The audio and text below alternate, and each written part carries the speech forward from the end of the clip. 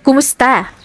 Ngayong araw ay pag-aaralan natin kung paano magagamit ang grid sa globo at mapang politikal sa pagpapaliwanag ng pagbabago ng hangganan at lawak ng teritoryo ng Pilipinas, batay sa kasaysayan. Bago ang lahat, saan na nga muling rehiyon matatagpuan ng Pilipinas sa Asya? Kung ang sagot mo ay Timog Silangang Asya, tama! Ang Pilipinas ay isa sa pinakamalaking arkipelago o kapuluan sa buong mundo na binubuo ng mahigit 7,600 na mga pulo at may kabuuang lawak na 300,000 kilometro kwadrado. Bilang isang arkipelago, mahalagang katangian ng bansa na mas malaki ang saklaw nitong katubigan kung ihahambing sa sakop nitong kalupaan.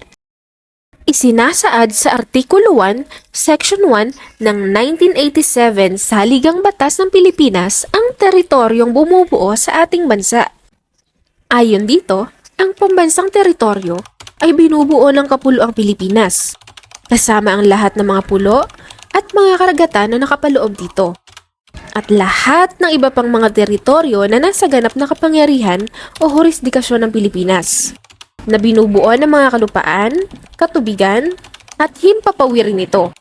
Kasama ang dagat teritorial, ang lalim ng dagat, ang kailaliman ng lupa, ang mga kalapagang insular, at iba pang mga puok submarina nito. Ang mga karagatang nakapaligid, nakapagitan, at naguugnay sa mga pulo ng kapuluan. Maging anuman ang lawak at mga dimensyon ay nagaanyong bahagi ng panloob ng karagatan ng Pilipinas. Talakayin naman natin ang pagtakda ng mga hangganan sa iba't ibang mga kasunduan.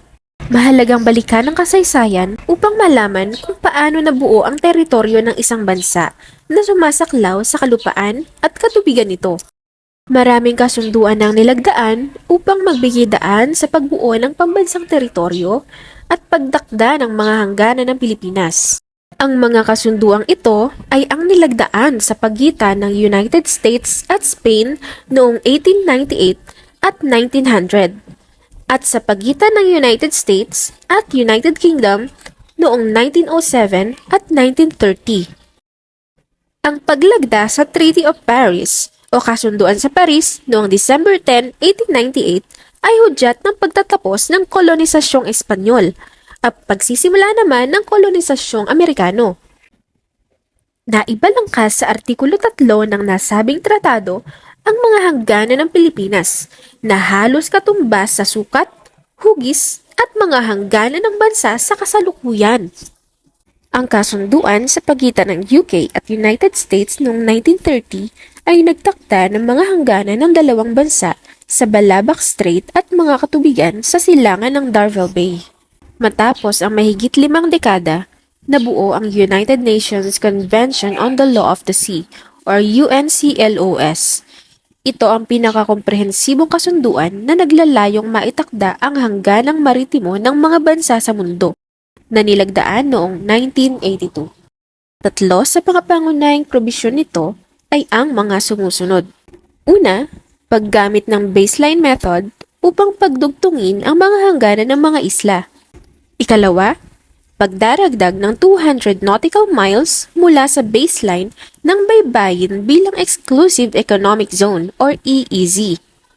Ang huli ay ang pagtatampok ng Archipelagic Doctrine na nagtatakda ng mga katubigan sa pagitan ng kapuluan ay bahagi ng teritoryo ng isang bansa. Naunawaan mo ba ang ating aralin? Tignan natin. Ano ang tawag sa isang lugar na binubuo ng maraming maliliit at malalaking kapuluan?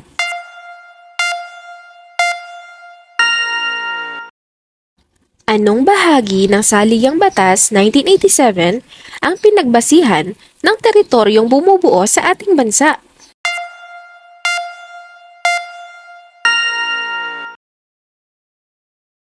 Anong kasunduan ang nilagdaan sa pagitan ng mga Espanyol at Amerikano noong December 10, 1898?